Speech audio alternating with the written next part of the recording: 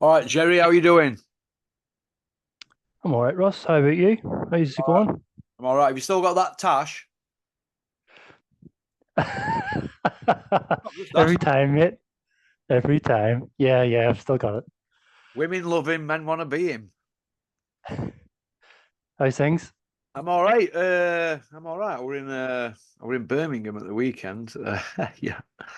So that were interesting. Uh, What, what mischief were you getting up to? oh, can't tell you that, but I did break down. I brought away. Hose pipe went on my car.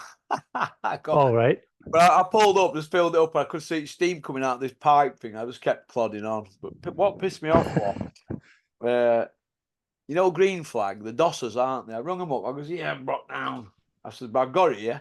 So I'm going to book you for after weekend, after Monday at 6 a.m. Recover me Yeah. at 2 p.m. Left me hanging all day. Jesus. They broke down coming to me, they said, this Walsall company or wherever. Uh-huh. And listen, I got on. It were an hose pipe. That was it. About 106 quid to do it. They had to go to Toyota Jesus. for a bit. Fucking 46 quid for a hose pipe from Toyota. Anyway, that's done. So Was it onwards and upwards. But other than that, I had a really, really, really, really decent weekend. So how's your weekend gone, Jerry? wasn't too bad, but it just it goes by too quickly, unfortunately. And obviously with Easter last week and stuff, back to work properly now. So, these breaks just fly by. Yeah. But Go on, you were saying.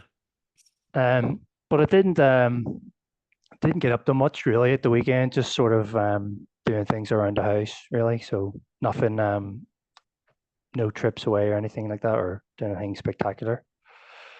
Not like you. Not like me. Oh my God. You won't want to live my life, Jerry. You had to be in bits, mate. You'd end up stressed to death. You'd be a stress head like me, Jerry. I am a stress head, Russell. I am. Yeah. It's Uh, terrible. you what?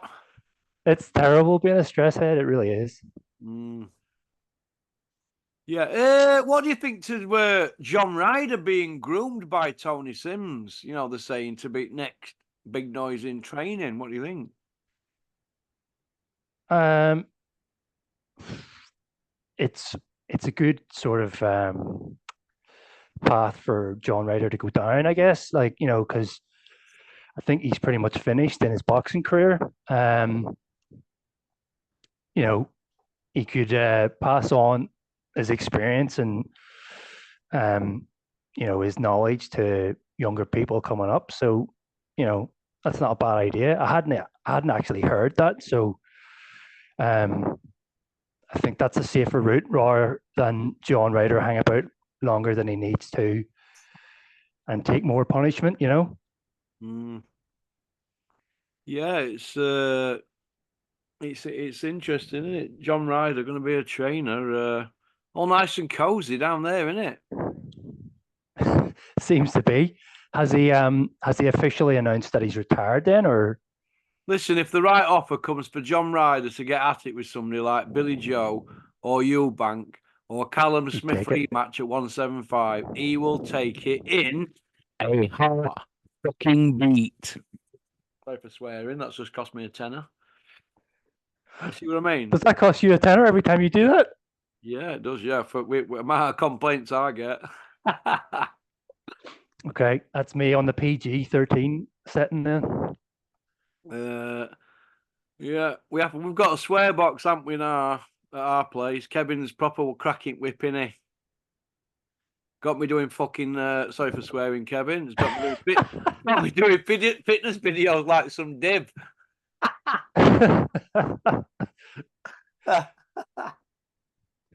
Oh, it's a bit of a laugh, innit? Listen, mate. End of the day, we're trying to get people in the Of fifties course. to look after themselves, aren't we, Jerry? Yeah, yeah. I thought your fitness video the other week was very good. Yeah, It was not bad, good. innit? It's not about what you can lift, it's if you do it correctly. And like I said, if anybody wants to fucking see how fit I look, come and see me in your speedos and I'll put you to fucking shame. In your Speedos? That's brilliant. Come and see me. Come and see me in your Mickey Theo Speedos that you borrowed off Flex. They're talking absolute waffle on social media about Mo Salah not being world class, right? Well, for Liverpool, he scored what? 209 goals in 7 seasons. Well, 30 a season would be 210, wouldn't it? And the season's not ended yet, has it? I don't see how that guy couldn't be world class. Paul Ince, Mr.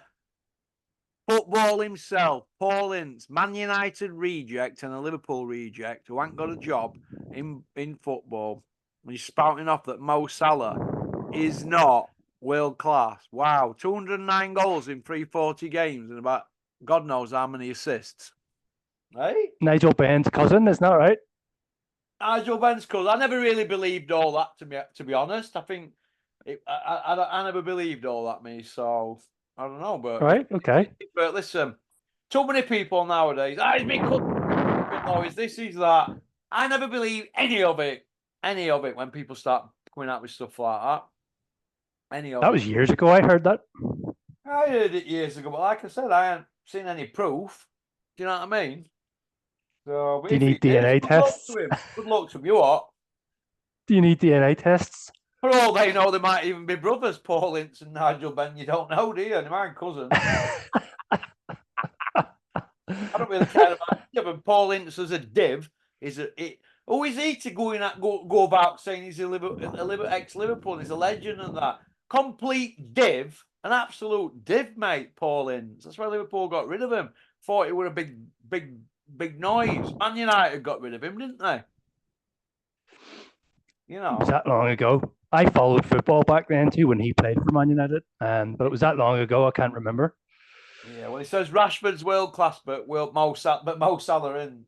Go on, lad. Pop, bang. What do you think? What do you think, really, to this Devon Haney chat about him? He should be top 6 pound for pound. Do you think he warrants a top 6 pound for pound, Jerry? He's in my top 5. So is it?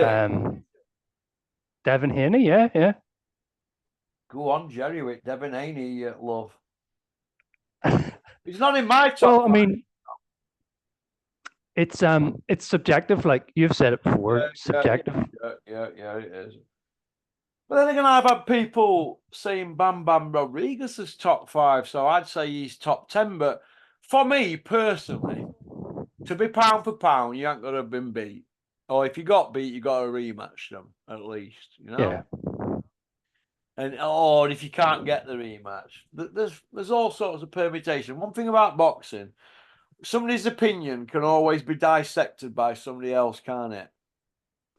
Absolutely.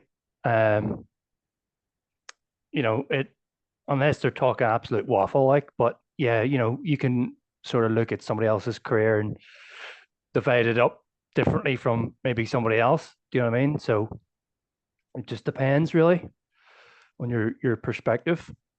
But I think Haney's I do have a question mark over the Lomachenko fight. I thought Lomachenko won. I thought Lomachenko won that, but the record says he's unbeaten, and I have been impressed with his last couple of fights. So, I've got him in there. Have you? Yeah. What you've got? I can see. All right. I can see him beating. Go on, Jerry. I can see him beating Garcia as well. So. Yeah. How do you see Fury Usyk going? Because the Bob Father's piped up and he said Tyson Fury could be finished going into this fight. He might be shot. Now, do you think that's just them playing egg games? I do. Possibly. I actually watched an interview last night with Usyk, and I have to say his English is coming on quite good, but he's not buying into any.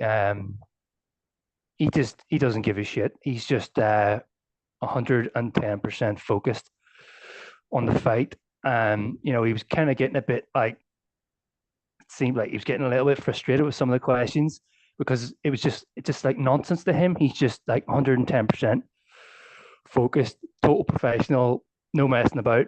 He's preparing for Fury. He doesn't think Fury's shot. He thinks Fury's going to come in and give it everything he's got, really. I see the fight going. Don't see a knockout. I certainly don't see any early knockouts. I could see Fury being put down, possibly at some point. If Steve Cunningham can put Fury down, Alexander Usyk can put Fury down. See it going on points. And I personally think Usyk's going to win on points. We never know, though. They could mess us about and make it a draw, even if it's a blatant lopsided victory for Usyk. They could make it a draw just to, build up the rematch, etc. But Usyk points, see it being maybe not so lopsided, but I see Usyk getting the better of Fury, sitting in the pocket and letting the combinations go, and basically staying away from him and not being leaned on, because that would be too obvious a mistake to make, I think. Do you think, Jerry, that Tyson Fury is making a mistake having his old man pop bang train him? Is that actually happening? I do think that's a mistake, because I don't think John Fury. What is John Fury's credentials as a trainer? Well, I don't really think there is any, but he's been taking him on pads and that. Do you think him having a role in camp is going to help Tyson or go against him?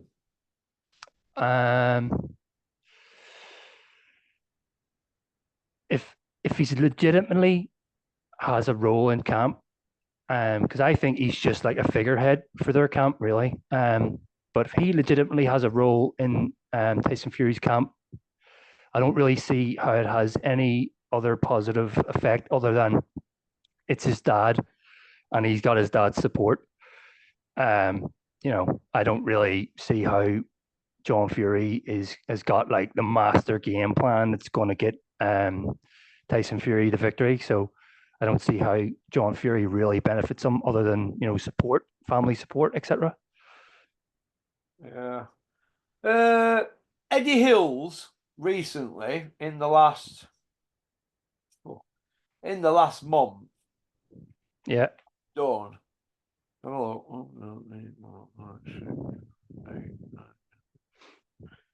He's done 32 interviews in last month on IFL, so he's doing one a day on there, maybe a touch more, yeah, one a day, plus other. Yeah.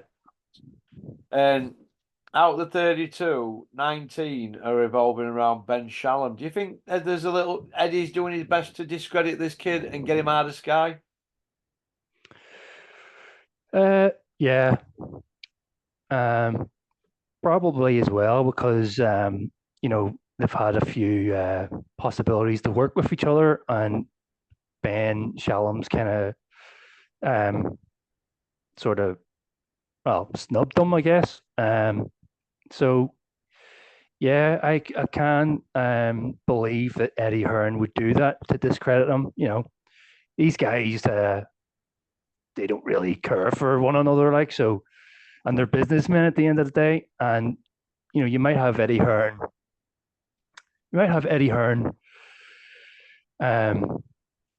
All buddies with Frank Warren at the minute, but yourself, like, look at the history between them. It could all go sour at any point. So at the minute, Eddie Hearn's probably looking to heap some mud Ben Shalom's way. You reckon? Yeah. Okay. Dillian Whyte says he's back in the mix, but Eddie is saying he'll either work with Dillian Whyte or he won't, and he don't really care if he does or not. Do you think that's down to the fact that Eddie never got his slice of the Fury money when they fought at Wembley? Probably. I don't really know how much financial benefit Dillian Whyte would be for Eddie Hearn either. I might be, mightn't have the foresight into this. Somebody else out there might be able to look at Whyte and think, well, you could have this and you could have that. But I think he's done. You might get maybe the Joshua rematch. That might generate a better revenue, but ultimately, I think Whyte's done. So Eddie Hearn probably does have a little bit of ill feeling towards him because of this slice of the pie not going his way with the Fury fight. So it's probably a combination of that and, like I was saying, Whyte's he's no longer the well, lost for words at the minute. He's not the competitor that he was, say about 6 or 7 years ago. So he's not really. He's kind of done, Yeah. Do you feel that it's wrong at the moment for boxing fans to be bigging Dillian Whyte's comeback up when really we know he got a conviction in combat sports. We know he got that 2-year ban when he first started in boxing, when he was a novice. And since then, he's had 2 more incidents and they haven't proven anything to me. But yeah, what sort of sport is it where they can get high-powered lawyers and experts and just pull wool over our eyes and go get another license? Where is it heading, Jerry? I don't agree with that at all. I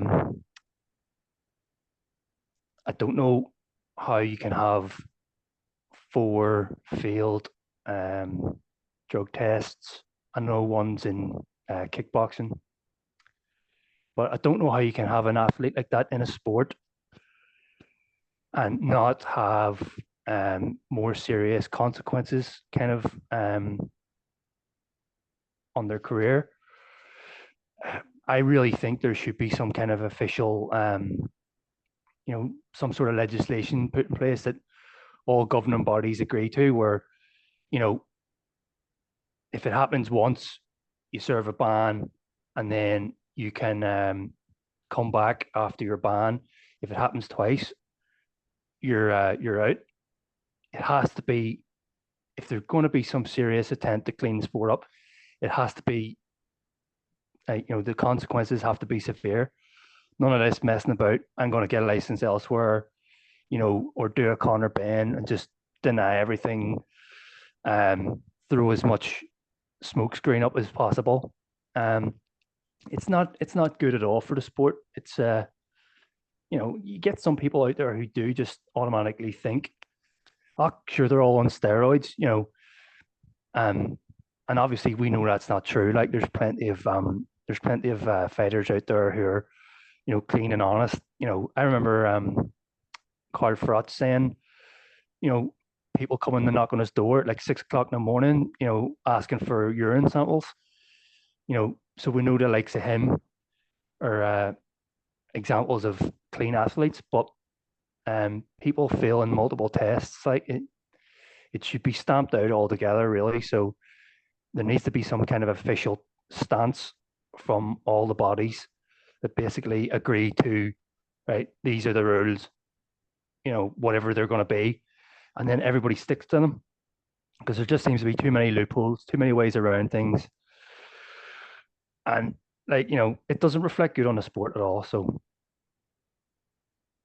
you can't have someone like that come back after how many failed attempts, but getting another shake of the whip, and using the sport to earn themselves more money. Do you know what I mean?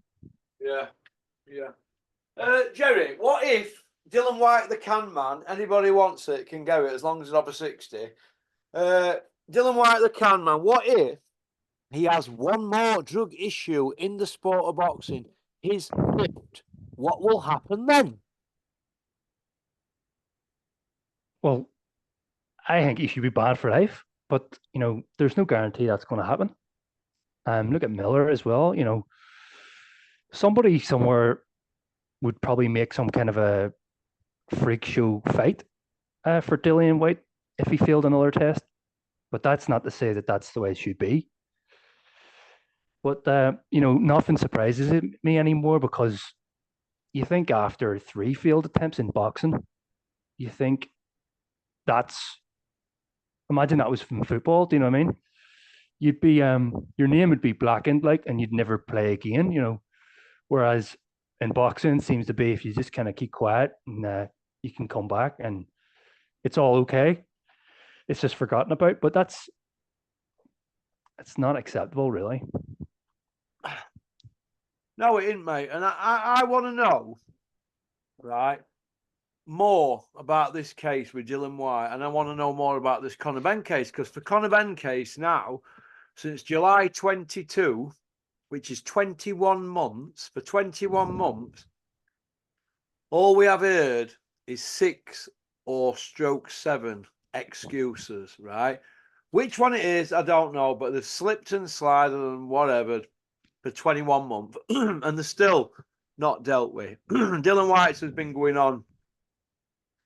That's been going on nearly 9 months, hasn't it? 8 months or something. Was it August last year? Yeah, let me just check here. Hang on. When he should have fought Whyte, was it? No, was he not up for Whyte was up for the rematch against Joshua? And then he blew that. You what? Was Whyte not busted when they were trying to line him up against Joshua for a rematch? Yeah, it were closing in on the Joshua rematch, and he failed the dope test, didn't he? No, yeah, that's it. Was that August last year? Was it August year before? Because it's a bit of time ago that now, isn't it? I think it might have been last year. Was it last August? Yeah. I'm just looking it up Have here. a I little think you're check right. on your thing. But point I want to make is, how many more chances are these guys going to get, Jerry? What about Liam Cameron, right? Sheffield kid, Commonwealth champion, failed the dope test for cocaine, 4-year ban. Where are these 4-year bans for these other big stars? What's good for goose is good for gander. I don't think failing for cocaine is that was obviously used for recreational use, whether you agree on it being used or not. And I don't see how that would have had any sort of benefit. He wasn't taking some kind of chemical that's, increasing his endurance or his strength. I don't really see how, for to teach a guy a lesson, maybe give him a 6-month ban or something, but I don't think that's fair at all. Like, and then you've got the likes of Dillian Whyte and Jarrell Miller. Do you know what I mean? So it was August, mate. It was August. Yeah. All right then, babe. Okay. What, last year? Yeah. So basically, Dillian Whyte, 7 months later, it's all gone away, just like a fart in the wind. Is that what you're saying? This charge? Seems to be. I ain't having it. It seems to be, but it's not acceptable. It's not acceptable at all. All right, no problem. Max is fighting on Big Ron's show in May, I've heard, in Malta. Who do you think they're going to put Max in with? I have no idea, Ross. I have no idea. Well, let's hope he just gets a fight. I mean, the man's itching to fight. He don't want to be known as Max the boxer forever. Do you know what I mean? Yeah. Well, I hope whoever he goes in with, is obviously on par with obviously Max's skill set, and he has a good scrap, and he learns from the fight, and hopefully he gets the victory. Because he's on this journey, really. So he's still learning his craft, really, and we'll see where it takes him. Yeah. But all the best to him, anyway. Hey. All the best to him, anyway. Yeah. All the best to Max. Who's biggest star over there at the moment in boxing around your area, Jerry? There must be a big star. Is there any?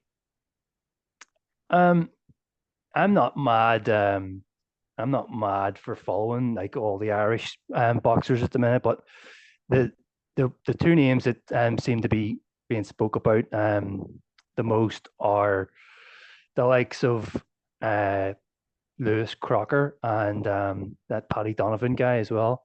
They're welterweights, so welterweights has got quite a good few, names in there at the minute. Like, so there could be some good fights on the horizon, say in the next year or so. Yeah. Yeah. That guy, Tom Cardy as well. He's the guy Joshua sparred, I think, for the Usyk first fight, I believe. I actually think he's not a bad heavyweight. He's just he needs to get his career starting to get a move on now. I like his style because he's up on his toes. The last fight I seen him in though, he was kind of too busy trying to get the knockout, and I wasn't really impressed with what he was doing. But I've seen him other times, and he's up on his toes, and he's a bit of a mover. That's obviously why he was hard to spar Joshua for the Usyk fight. He described himself as a Poundland Usyk, but I can see the logic behind it. But I hope to see.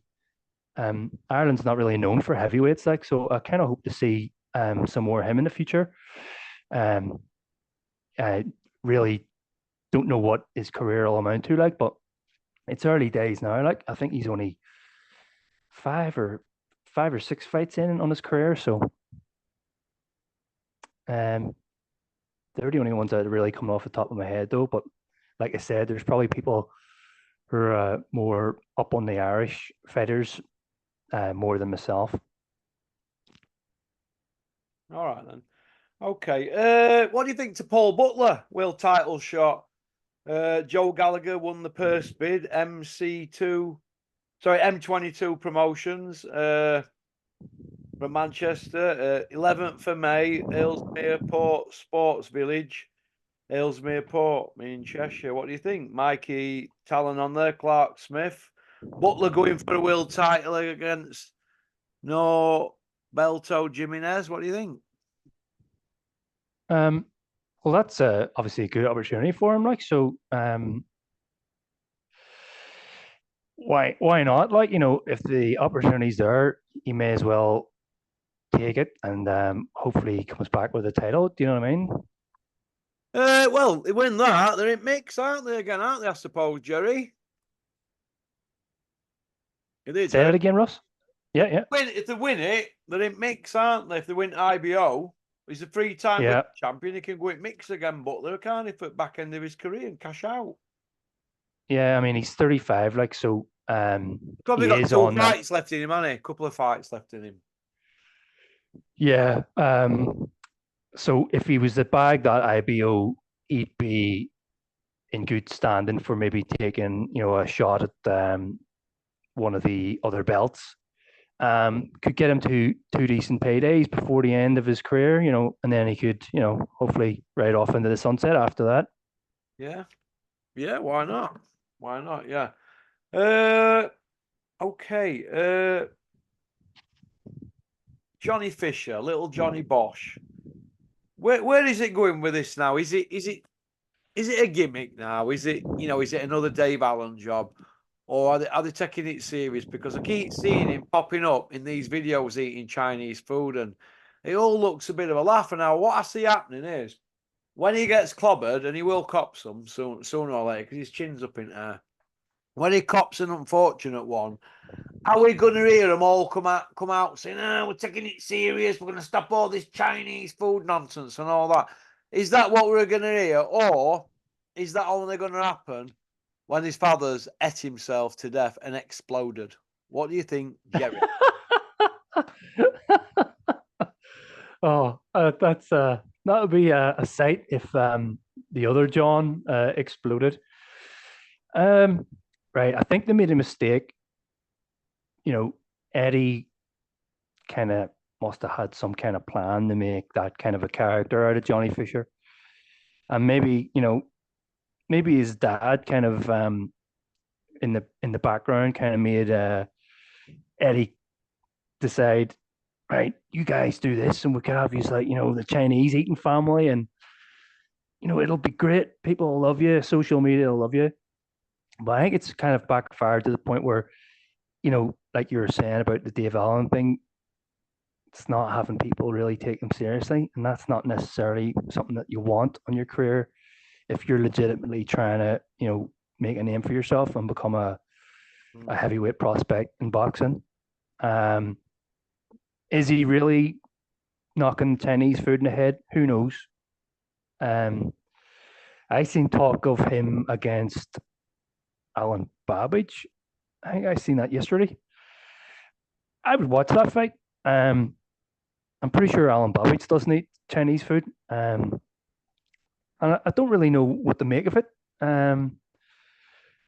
I really don't know what to make of it. I could see obviously Babbage just going in swinging. And like you were saying, if Johnny Fisher's got his chin in the air, he could end up like another Steve Robinson job, But that's actually not a bad fight. Yeah, for Johnny Fisher. Yeah, you reckon? I hope they make it. Yeah, I hope they make it. Like even if people think Alan Babbage is a bit daft as well, like because he was basically the macho man, Randy Savage of boxing for a bit until he got cleaned out by that Polish fella, Rozansky. And now he's kind of trying to come back and have a little bit more of a serious edge to him with less of the nonsense, I guess. So if Johnny Fisher fought Babbage and it turned into a good scrap, it would be put him in good standing, possibly for moving away from the more jokey stuff and messing about with Chinese food, etc. Yeah, interesting, mate, isn't it? Do you want to go on to part two? Do you want to go on to part two, Jezza? Yeah, no worries. Give me 5 minutes, or I need to go and get my phone charger here. Okay. We'll start back at 8:45 then. Yeah. No worries, mate. Take it easy. See you over there. But thanks for liking and subscribing and leaving a comment. Pop, pop, bang to all you big John Fury fans. And my family were not watching him from the moon no more. They don't even know who he is. It roll a load of knackers.